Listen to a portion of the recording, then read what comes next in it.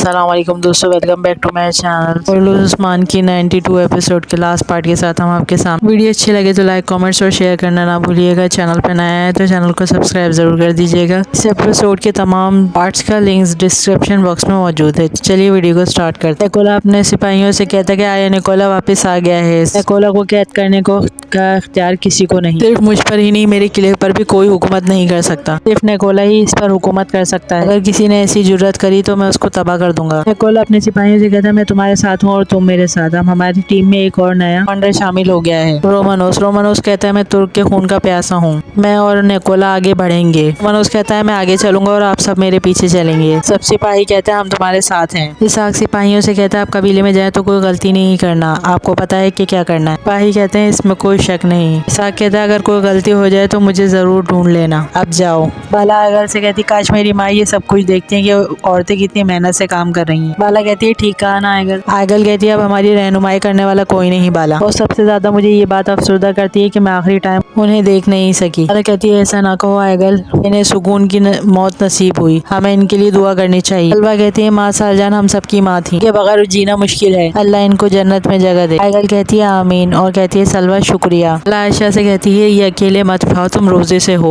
आयशा कहती है इसके मुकाबले में कुछ भी नहीं जो दूसरे सिपाही कर रहे हैं, ये मुश्किल है लेकिन इसका फायदा होगा। बाला कहती है तमाम खवातीन आपका बहुत बहुत शुक्रिया, सब अपने आप को ना थकाएं, काम आपस में मिलजुल कर और आहिस्ता आहिस्ता करें। खाला आती है और कहती है कई औरतों को आराम करने की जरूरत नहीं। आयशा कहती है माशाल्लाह ये भी ठीक है, तक हमें अनुकूल नहीं मिलता, हम जब तक लगातार काम करेंगे। आगल कहती है ये वो खवातीन है जिनकी परवरिश सालजान अम्मा ने की। आगल अफसरदा होकर बोलती है अम्मा आप हमारी फिक्र न करें, हम बच्चों और कबीले की तरबियत कर रहे हैं। मालून अलाउद्दीन से बोरा लेते हुए कहती है मुझे दे दो अलाउद्दीन। बाला बच्चों को देखकर कहती है माशाल्लाह। खान कहता है आप हमें जंग में जाने नहीं देती, लेकिन हम काम करके आपकी मदद करना चाहते हैं। बाला कहती है आपका भी वक्त आएगा, लेकिन उस वक्त तक आपको तरबियत हासिल करनी होगी। मालून कहती है बाला ठीक कह रही है बच्चे, तुम्हारा जल्द ही वक्त आएगा, आप अपने आप को मत थकाओ बच्चों। अलाउद्दीन पूछा ये सामान कहाँ जा रहा है, क्या हम इसको ले जाने में आपकी मदद कर सकते हैं। बाला कहती है सामान अनगोल जा रहा है। मालून पूछती है बाय संगोर कौन आ रहा है, ये ढोल क्यों पीट रहे हैं। बाय संगोर बताते हैं कि होलोफरा के खाला के कबीले से सिपाही आ रहे हैं। मालून कहती है वो तवील सफर करके आ रहे हैं, वो रात यहीं गुजारे, उन्हें मेहमान खाने में ले जाएं, मैं इनसे बात करूंगी। बाला कहती है कि सब अपने खैमों में जाओ बच्चों, आराम करो। निकोला रोमानोस से कहता है उस्मान के पास सब कुछ नहीं है, मैंने उसे बुनियादी तौर पर तबाह कर दिया, मैंने वो सारा सामान तबाह कर दिया जो वो बरसों से बना रहता है, बिल्कुल सूख काने।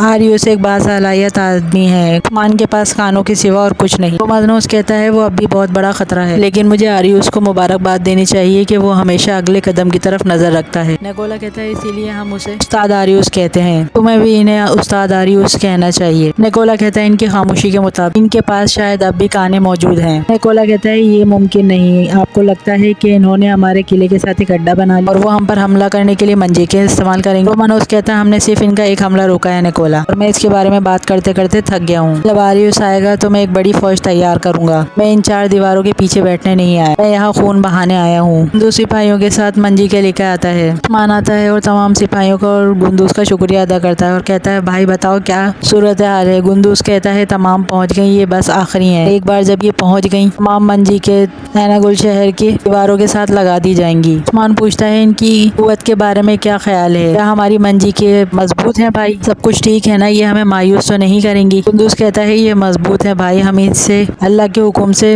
अनागोल की दीवारों को गिरा देंगे। गेंजे साहब आते हैं, उस्मान को बताते हैं कि सामान लाने वाले गांव वालों को रोक दिया गया है उस्मान साहब, जनाब वो अब अनागोल के लिए कोशिश नहीं कर रहे हैं। फरहान बताता है कि जनाब एक और काफिला करीब आ रहा था, हमने इस पर हमला किया और उसका सामान इलाके में छुपा दिया है। उस्मान कहता है आपने एक पर हमला किया और बाकियों का क्या। शामिल कहता है सिप्लाई के रास्ते अब तमाम काई के कब्जे में है, कोई सामान अंदर या बाहर नहीं जा सकता। उस्मान कहता है हमने अनागोल के बका का रास्ता बंद कर दिया, इसे तुर्कों की सरजमीन बनने से कोई नहीं रोक सकता। वो सोच रहे होंगे कि हम रुक गए, लेकिन हम जालिम को मिटाने के लिए आते रहेंगे। अनागोल में सिपाही आके निकोला को बताता है उस्मान साहब मंजीके और जंगी सामान लेकर आ रहे हैं। तो मनोज निकोला से पूछता है अगर तुमने मंजीके जला दी थी तो ये सब क्या है निकोला। निकोला सोचता है और उसे अमीर जी की बात याद आती है कि क्या तुम एक फेंकस के बारे में जानते हो? इसका नाम तुर्क है। जहाँ हम जले हैं वहाँ अल्लाह के हुक्म से निकोला जले। रोमानोस कहता है उन्होंने ये कैसे किया, लानत हो। निकोला पूछता है कितनी मंजी क्या है? भाई कहता है जनाब मैंने 5 गिनी है, बाकी मैं गिन नहीं सका। निकोला कहता है मैं सिर्फ शाखों को तोड़ने के चक्कर में था और इनकी जड़ें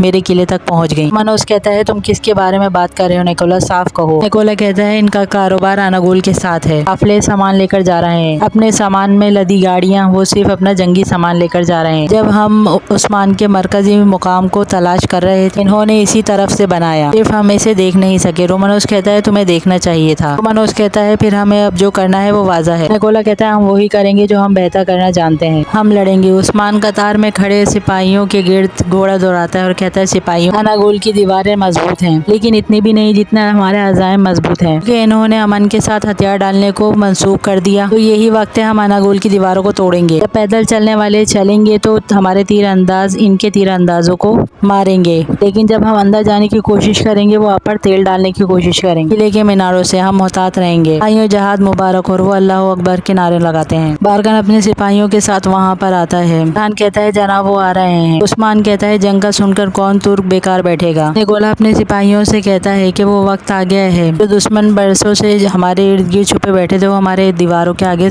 खड़े हैं। मैं निकोला बरसों से अपने पीछे मौत को महसूस कर रहा हूँ। मैं डरता नहीं हूँ, ना ही मुझे कभी डर था और ना ही मैं डरूंगा। और हम क्या करने जा रहे हैं, हम इनकी सांसें रोक देंगे। सिपाहियों आज वो दिन है जिसके तुम सब मुस्तहिक हो। तुम्हारी तलवारें और तुम्हारी डालें आज तुम्हारी तलवार की नोक पर हैं। हम अनागोल को एक कब्र में तब्दील कर देंगे। इस तलवार के साथ तुर्कों के लिए एक कब्र, वो हमारी दीवारों पर सुराख कर देंगे। हरगिज़ भी खौफ न खाना और ना ही पीछे हटना कभी, कि हम तुर्कों की खोपड़ियाँ डालेंगे इन सुराखों में। निकोला सिपाहियों से कहता है कौन तुर्कों का खून बहाना चाहता है? तमाम सिपाही कहते हैं हम बहाएंगे। वो तलवारें उठाते हैं। एक सिपाही एक घोड़ा लेकर आता है, कहता है जनाब ये खाली घोड़ा आया है। उस घोड़े में आरियुस की गर्दन आती है। निकोला देखकर कहता है आरियुस मैं आपसे वादा करता हूँ मैं उस्मान का सर काटूंगा हर कबीले को दिखाने के लिए। उसमें से एक कागज निकाल के निकोला पढ़ता है जिसमें लिखा होता है कि मैं तुम्हारी दीवारों के बाहर खड़ा हूँ। निकोला उस सिपाहियों से कहता है तैयारियां तेज करो, ठहरो, मेरा इंतजार करो। उस्मान अरकन उस्मान से कहता है हम आपकी यहाँ पर हिमायत के लिए आए हैं। अरकन कहता है कब से छापों की इत्तला कबीलों को नहीं दी जा रही, हमने आपका ऐलान नहीं सुना। उस्मान भाई उस्मान कहता है आप जिस घोड़े पर सवार होंगे वो अनागोल तक ले आएगा। ये वो जगह है जहाँ जंग है, ये वो जगह है जहाँ फतह है, बुलाने की जरूरत नहीं है। उस्मान कहता है तुर्क सरदारान आपने फतह के लिए आना कबूल किया, आप सबकी उम्र दराज हो, आप सब मेरे हुक्म के मुताबिक रहेंगे। आप सुराखों के जरिए फरान और कौनूर के साथ और इनमें से कुछ तुर्गुस साहब के साथ पीछे से हमला करेंगे। जो मेरे साथ आएंगे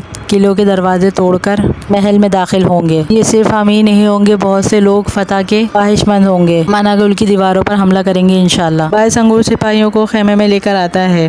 वो सिपाहियों से कहता है मैं थोड़ी देर में आपका खाना यहाँ भेज दूंगा, थक गए होंगे कुछ आराम कर लें। सिपाही कहता है शुक्रिया, मैं मुतजस्सिस हूँ कि कबीला इतनी जल्दी में क्यों है, कुछ खतरनाक है? बाइस अंगूर कहते हैं कि डरने की बात नहीं है, मैंने कहा आप आराम करें। बाइस अंगूर के जाने के बाद सिपाही सिपाहियों से कहता है कि हम कुछ आराम कर लें, हम जो भी कार्रवाई करेंगे वो रात को करेंगे। उस्मान और निकोला आमने सामने होते हैं। उस्मान कहता है कि मुझे अमन से अपना किला दे दो, तुम और तुम्हारे सिपाही बच जाएंगे, कर ना करो मैं इनकी जान बख्श दूंगा। निकोला कहते हैं इनकी जानें बचाएंगे, तुम क्या मुझे कम समझते हो? मैं निकोला हूँ, हम बरसों से लड़ रहे हैं, तुम्हें लगता है कि मैं तुम्हें अपना किला दूंगा? मैंने वहाँ तुम्हें और तुम्हारे खानदान के लोगों को कैद कर रखा था और फिर मैंने तुम्हारे सिपाहियों को वहाँ अजियत दी। मैं तुम्हें अपना किला नहीं दूंगा, ये मेरे लिए बहुत कीमती है। उस्मान कहता है मुझे इसीलिए तुम पर तरस आता है, तुम अपना सब कुछ खो दोगे, अपना किला, अपनी जिंदगी भी। अगर तुमने हथियार नहीं डाले तो बहुत खून बहेगा और तुम मुझे जानते हो मैं खून बहा दूंगा। निकोला कहता है तुम्हारा अंजाम इससे बुरा होगा, ये मेरा अनागोल किला है, ये मेरी ज़मीन है, मैं नहीं डरता और मेरे सिपाही भी नहीं डरते। उस्मान कहता है मैं तुम्हें आखिरी मर्तबा वार्न करना हो, ये किला छोड़ दो, ये ज़मीन है इस्लाम की ऊंची उड़ान भरने के लिए है। निकोला कहता है वो हवा अभी तक अनागोल के किलों तक नहीं पहुंची, मेरे किले में तुम सबके लिए जेल की काल कोठरी ही काफ़ी है, तुम सबको काट देने के लिए मेरी तलवार ही काफ़ी है। उस्मान कहता है क्या ये तुम्हारा आखिरी फैसला है? निकोला कहता है मेरा यही फैसला है, अनागोल यहाँ पर है, आओ और ले लो अगर तुम ले सकते हो। उस्मान कहता है मैंने अपना फ़र्ज अदा कर दिया, अब हम अनागोल लेने के लिए अपनी ताकत इस्तेमाल करेंगे। उस्मान सिपाहियों से कहता है कि हम उन लोगों की औलाद है जो अपने घोड़ों पर सवार होकर आफक तक पहुंची। सरदारान को पैगाम भेजो, सिपाहियों को पैगाम भेजो, अपनी तलवारें आखिरी बार अब तैयार करो, जी के तैयार करो, अब फतह का वक्त आ गया। इसी के साथ एपिसोड का इख्तिताम होता है और इसी के साथ हम आपसे इजाज़त चाहते हैं। फिर मिलेंगे अपनी नेक्स्ट वीडियो के साथ 93 एपिसोड के साथ। तो फिर जब तक के लिए अल्लाह हाफ़िज़।